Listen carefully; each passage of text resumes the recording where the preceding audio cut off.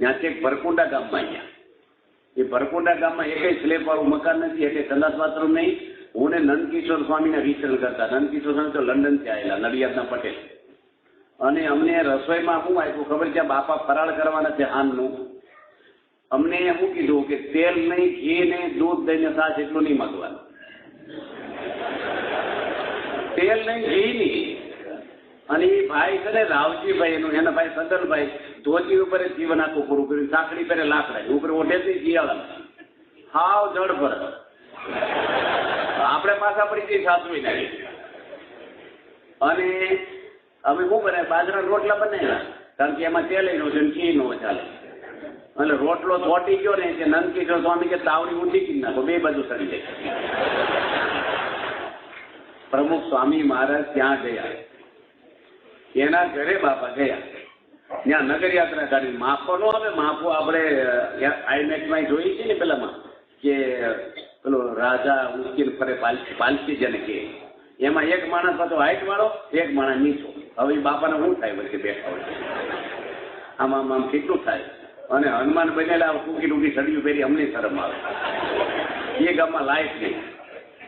અને દળ એટલો ઉડે, પેલા પેટ્રોલ મસના અંજવાળે 1.5-2 કલાક નગરિયા થતા પરકુંડામાં.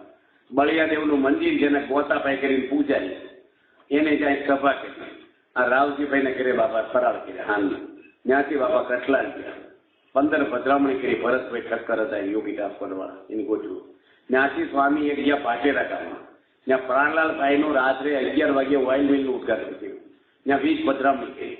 હું ને ધર્મચરણ સ્વામી પહોંચી ગયેલા તોરણા. બાપાની જાહેર સભા ત્યાંથી રાતને રહેવાનું હતું કપડવંજની બાજુ. અમે 2 વાર પ્રવચનના રાઉન્ડ મળ્યા. એ કરતે પછી હું કરું પછી એ કરે. હમણાં બાપા આવશે, હું તમે કરો. હવે સ્વામી 11:30 બાપાની રાત્રે નગરયાત્રા શરૂ કરી. રાતના 11:30. 1 કિલોમીટર 1.5 કિલોમીટર રોડ, ગામ ઊંડું. ત્યાંથી બળદગાડા ખેંચી લાવ્યા. બળદ નહીં જોડવાના, માણસો ખેંચે બળદગાડું. કેટલી વાર લાગે? ઢોલ વાગે ધીમે ધીમે હાલે છે, બધા નાચે. અને 1:45 વાગે સભા શરૂ થઈ રાતના. એક મગનભાઈ ધારાસભ્ય હતા લાકડાના પીઠાવાળા, એની પ્રવચન કર્યું. 20 મિનિટ બોલ્યા. આવેલા હોય ધારાસભ્ય સમજ પડે, 1:45 વાગે 20 મિનિટ બોલે. પણ એને ઓડિયન્સ ક્યાંથી મળે આવું? એટલે એ જુદા હોય. અને 8 જણે હાર પહેરાવ્યા બાપાને. 8 જણે આમ હાવ માળા જેવા હાર, એક ફૂલના. હવે અડધી મિનિટ ગણો તો 15-20 મિનિટ થઈ. પછી બાપાએ પ્રવચન કર્યું. અને બાપા 1:45 વાગે રાત્રે ઉઠા. 1:45-2 વાગે લેન્સમાં ધૂળ ભરાઈ ગયેલી. હું ભેગો ફરતો. અને ખિસ્સામાં ફરતા ત્યાગવલ્લભ સ્વામીના ભાઈ હતા રમેશભાઈ. એ હતા ડેપ્યુટી એન્જિનિયર રોડ ખાતામાં. એની જીપમાં ફરતા. સરકારની જીપ કેવી હોય એમાં બાપા ફરતા. રસ્તા એવા.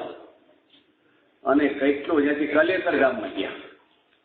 કલેસરના બેઠા છે આમાં. એ કલેસરમાં માકડ એકલા, મેં તમને વાત કરી હતી. અને રાત્રે માકડ નકરાય. બાપાને કેટલું બધી આપણે દયા આવે ને એવું પ્રમુખ સ્વામી જીવન જીવ્યા. તમે આમ અત્યારે આપણે યાદ આવે છે કે સ્વામી હું કષ્ટ વેઠા છે. એક હરિભગતને કેટલો બધો પ્રેમ આપ્યો છે, અનુકૂળ થયા છે. જ્યાંથી સ્વામી છે ને બીજા દાડે પાછા 4 ગામ ફર્યા. કાણિયેલ, કલેસર, વિશ્વનાથપુરા, લાડ, કીખલોલ. અને રાત્રે સભા જાહેર કરી કપડવંજ મોડ બ્રાહ્મણની વાડીમાં પાછી.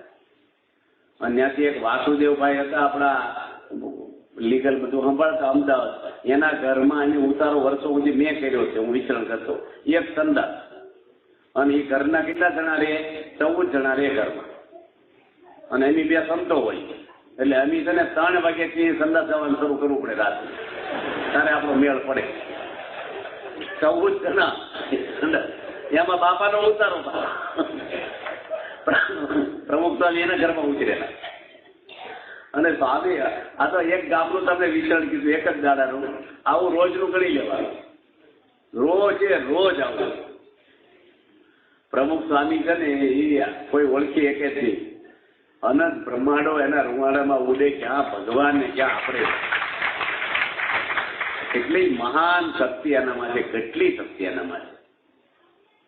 સવારે કથામાં વાત કરી હતી મેં કે લંડનમાં કીધું વરસાદ પડશે. અને બાપા બોલ્યા કે એટલા નહીં પડે. 16 તોલા હતી બાપાની 1985માં. અને એટલા એરિયામાં સૂર્યના કિરણ દેખાણા. એક ટીપું વરસાદ પડ્યો નહીં. આખા ઇંગ્લેન્ડમાં પડ્યો.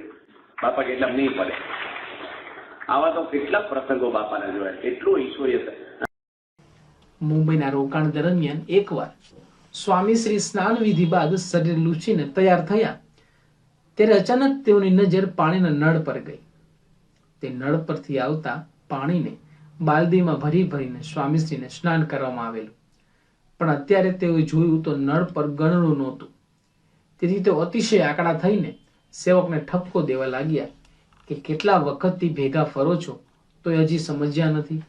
અત્યાર સુધી આવતા અડગણ પાણીથી જ મને નવરાવ્યો છે. એમ કહેતા સ્વામીશ્રી સેવકની રીતસર ઝાટકણી કાઢી નાખી. જે યુવકો સ્નાનનો કરાવવાનો લાભ લેવા આવેલા તે તો સ્વામીશ્રીનું આવું રૌદ્ર રૂપ જોઈને ડઘાઈ જતા એકવાર કોરે ખસી ગયા. ત્યાં ઉભા ઉભા તેઓ અણગણ પાણીથી સ્નાન થઈ ગયાના જે ખેદ અને બળતરાના સ્વામીશ્રીના મુખારવિંદ પર હતા તે જોઈને તીર રાશિ મૂકવા લાગ્યા કે જો સ્વામીશ્રીને આટલા નાનો નિયમ પાળવાનો આગ્રહ રહે છે તેઓને શ્રીજી મહારાજની અન્ય આજ્ઞા પાલનમાં તો કેવી દઢતા હશે.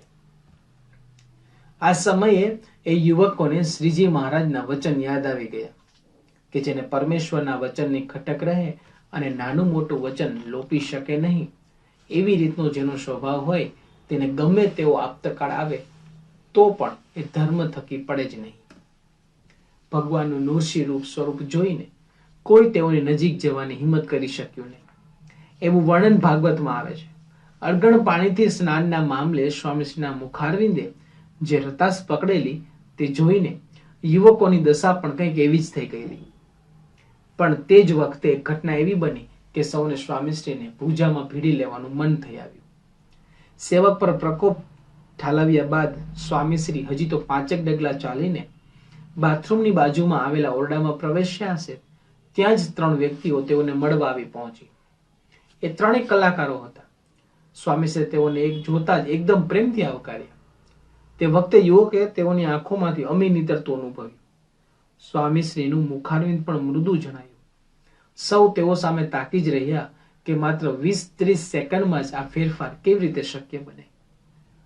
ખીટીએ ભરાવેલા ટોપી કે ડગલાને માણસ ઉતારીને પહેરે અને કામ પતે એટલે એને કાઢીને પાછું ખીટી ટીંગાડી દે એટલી સહેલાઈથી અંતરમાં વ્યાપેલા કામ ક્રોધાદિક સ્વભાવોને અળગા કરી શકાતા નથી. તે સ્વભાવોની અસર માનવીની કાયા અને ક્રિયાઓ પર અમુક સમય સુધી રહીને ધીરે ધીરે ઓસરે છે. પરંતુ અહીં તો ચિત્ર સાવ જ જુદું હતું. તે જોઈ યુવકોને થયું કે સ્વામીશ્રી સ્વભાવને વશ નથી. હકીકતે તેઓમાં સ્વભાવ જ નથી. બીજાના શ્રેય માટે તેઓ સ્વભાવ અંગીકાર કરે છે અને ચાહે ત્યારે તેને અળગા કરી શકે છે. તારીખ 10 સપ્ટેમ્બરની સવારે સ્વામીશ્રી પ્રાતઃ કથાથી પરવારીને પત્ર વ્યવહારની સેવામાં પરોવાયેલા. તે વખતે મુંબઈના એક યુવાન અશ્વિન દવે તેઓને મળવા માટે આવી પહોંચ્યા. તેઓનો ચહેરો અંતરમાં વ્યાપેલા ઉદ્વેગની ચાળી ખાતો હતો. જો કે તેઓના જીવનમાં ઘટેલી દુર્ઘટનામાં મનની સમતુલા હાલક ડોલક થઈ જાય એમ જ હતું. 31 વર્ષની ભર યુવાન અવસ્થામાં તેઓ વિધુર બની બેઠેલા. 2 નાના સંતાનોના ઉછેરની જવાબદારી, વ્યવસાયિક દાયિત્વ, વયસ્ક થતા એકલવાય જીવનની કલ્પનાથી છૂટતી કમકમાટી, અવસ્થાના આવેગ વગેરે સામે ઝઝૂમવાની તાકાત તેઓ ખોઈ બેઠેલા. જિંદગીનો સૂર્ય મધ્યાહને પહોંચતા પહેલા અસ્ત થઈ જાય તેવી નોબતો વાગી ગયેલી. આ સઘળી હકીકતથી તે યુવાને સ્વામીશ્રીને વાકેફ કર્યા. 2 મિનિટ વાત કરવામાં 4 વાર તો તેઓના ગળે ડૂમો ભરાઈ આવ્યો. પણ સ્વામીશ્રી સાંત્વન આપતા છેલ્લે બોલ્યા, યુવક મંડળની સભામાં આવતા રહેજો, શાંત થઈ જશે, શાંતિ થઈ જશે. તે વખતે યુવાને સ્વામીશ્રીને પૂછ્યું, સંબંધીઓ બીજા લગ્ન કરવાની વાત કરે છે તો મારે શું કરવું? ભગવાન ભજી લો, બીજો વિચાર કરવો નહીં. સ્વામીશ્રી એક જ વાક્યમાં જિંદગીનો નકશો દોરી આપ્યો. તે યુવાને પણ આ નકશે કદમ ચાલવાનો નિર્ધાર કર્યો. સ્વામીશ્રીએ યુવાન હૈયા પર એવો કબજો જમાવ્યો હશે કે 31 વર્ષની મદમાતી યુવાનની સંસારના સુખો ભીટો વાળીને સીધી વાનપ્રસ્થની વાટે ચાલવા લાગે. સ્વામીશ્રીનો પ્રેમ પરિવર્તનનો પવન ફૂંકતો તેનું આ એક ઉદાહરણ છે. તારીખ 11 સપ્ટેમ્બરની સવારે સ્વામીશ્રી ગુજરાત મેલ દ્વારા મુંબઈથી અમદાવાદ આવી પહોંચ્યા. અહીં તેઓના શ્રી મુખે સત્સંગી જીવન ગ્રંથની સપ્તાહનું આયોજન કરવામાં આવેલું. ઘણા વખત પછી અમદાવાદના આંગણે આવું આયોજન આકાર લઈ રહેલું. સ્વામીશ્રીએ પણ કથામાં એવો રસ મૂકેલો કે મંદિર આખું ચિક્કાર થઈ જતું.